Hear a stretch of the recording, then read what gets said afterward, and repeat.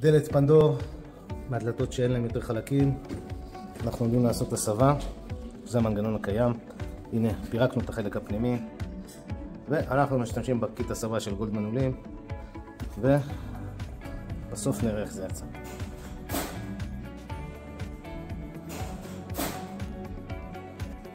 וככה נראית ההסבה האמנותית בדלת פנדור. דלתות שהתחילו אותם בפנדור ולא המשיכו. ככה זה נראה לאחר ההסבה.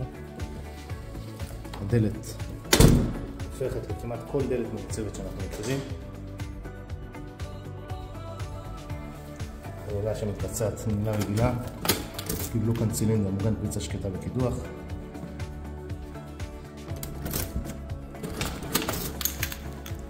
והדלת, ואפשר לראות אצל השכנים איך זה היה נראה לפני. פשוט יותר חלקים לזה. הדור לא המשיכו בחלקים והתנגדו לזה. אז לכל מי שרוצה הסבה לדלת פנדור ושזה ייראה טוב ומעוצב, גולד מנעולים.